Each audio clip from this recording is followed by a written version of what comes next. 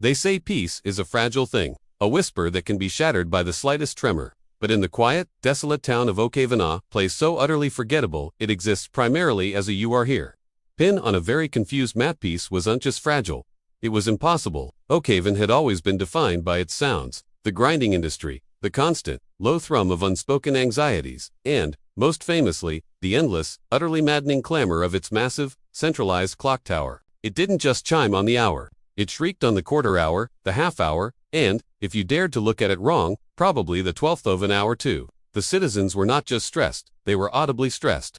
So, when the Oakhaven Town Council blessed their well-intentioned, utterly clueless hearts announced their grand initiative for tranquility, the townsfolk collectively paused their complaining just long enough to listen. Their solution, a dramatic, symbolic, and frankly, bonkers gesture they'd seen in an old black-and-white movie, the Great Oakhaven Bird Release. It was meant to be beautiful, a glorious, uplifting cascade of life. 2,000 pure white doves, carefully bred for maximum visual impact, soaring into the gray skies, carrying all the town's collective noise and cynicism on their tiny, metaphorical wings. The mayor, a man whose charisma was inversely proportional to his ego even, had a speech prepared, rife with dramatic pauses and slightly confusing metaphors about feathered olive branches. Honestly, the whole thing felt less like a peace ceremony and more like an extremely polite hostage exchange with reality. And as a spectacle, it was initially a resounding success.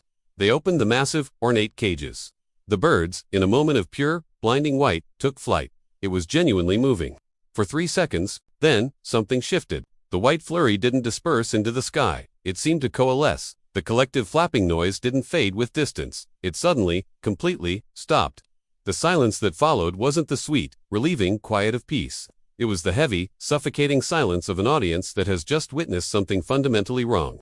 Think of the kind of silence you get just after a car crash. Before the screaming starts. Only in Oakhaven, the screaming never came. It wasn't the absence of sound. It was the presence of absolute soundlessness, like someone had muted the entire universe, but left the grim visuals running. It hung in the air, thick and metallic, pressing down on the town. And here's where the dark humor comes in. The doves, they didn't fly away. They simply hovered, 2,000 little white question marks, suspended unnaturally in the air, before gently, too gently, drifting back down to the ground. They landed on rooftops, on the statue of the town founder, a man who, ironically, was known for his booming voice, and on the shoulders of the bewildered citizens. They sat, motionless, silent, not even a coo, not a peep. And then the town clock, the infamous, ear-splitting Oakhaven clock tower, which hadn't missed a chime since 1947, finally ticked over to the quarter hour. And nothing happened. No shriek, no bong, just the silence. The birds had brought something to Oakhaven. All right, but it wasn't peace. It was the chilling, absolute void of a town that had just forgotten how to make noise. The silence wasn't the end of Oakhaven's troubles. It was the unsettling beginning. Talk about an anticlimax, right? The mayor's olive branch was now just a pile of suspiciously quiet, slightly judgmental feathers. The initial shock gave way to a peculiar kind of municipal embarrassment. The press, naturally, had a field day. Oakhaven's peace plan backfires. Doves deliver despair. Read one headline. Silence is golden, apparently terrifying, quipped another. But the terror wasn't in the headlines. It was in the lived experience. The silent birds became the town's new, unsettling pets. They didn't move much, surviving only on scattered grains and, presumably, the pure, distilled awkwardness of the human residents. Initially, people tried to break the silence. They shouted, they played car radios at maximum volume.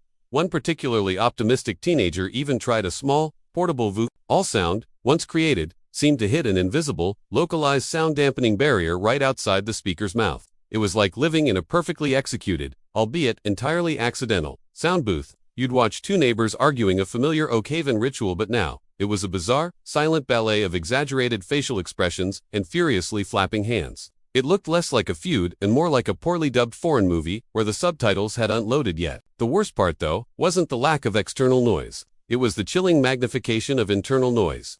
The rustle of clothes, the squish of shoes on damp pavement, the frantic thump-thump of your own blood rushing in your ears. These became the new symphony. Every anxious thought, every whispered doubt, every grumbling stomach was suddenly amplified, echoing in the suffocating vacuum where normal ambient noise should have been. It made you acutely aware of everyone around you, yet utterly incapable of communicating with them naturally. They tried to leave, of course, packed their bags, started their cars, but once they hit the county line, the sound returned with a deafening, painful surge, sending them scrambling back into the eerie comfort of the Oakhaven void.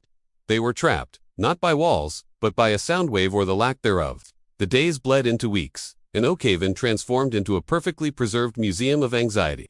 The silence had brought a strange, unnatural stillness.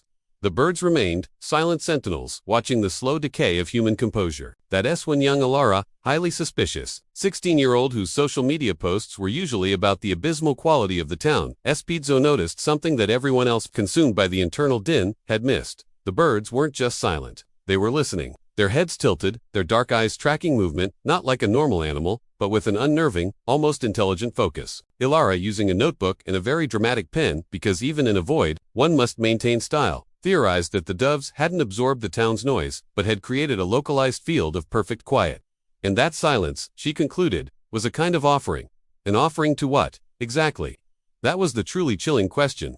One cold, moonless night, Elara crept out to the clock tower. It was standing, dark and useless, a monument to noise gone extinct. But as she approached, she noticed the faint, glowing outline of a single bird sitting high up on the broken clock face. It wasn't white like the others. It was the darkest shade of midnight, and it was moving its beak. Not a coo, not a chirp, but a movement that looked like it was speaking. Elara held her breath, straining to hear. And through the oppressive, thick, soundless air, she thought she felt a vibration, a low, rhythmic thrumming that wasn't her heartbeat. It was coming from the bird, but it wasn't sound. It was pressure, a pattern, a countdown. And in that moment of chilling realization, she understood the dark, ironic joke. They had wished for peace, and the silence had answered. Now, all Oakhaven had to do was figure out what happens when the countdown hits 0. Because whatever was coming, you could bet your life, and your hearing, it was going to be loud. The silence is broken, but the mystery is just beginning. What did the birds truly bring to Oakhaven? A curse, a warning, or a bizarre form of forced meditation? Now that you've heard the unsettling beginning, you have to decide. Is Elara right about the countdown, or is this just the first sign of collective madness? Drop a comment below and tell us what you think the midnight bird is counting down to. A catastrophic noise, a total disappearance, or something far stranger. Don't let the eerie silence of Oakhaven stop you. Like, subscribe, and hit that notification bell, because the next segment will reveal the chilling secrets hidden inside the heather and the terrifying truth behind the town that forgot how to talk.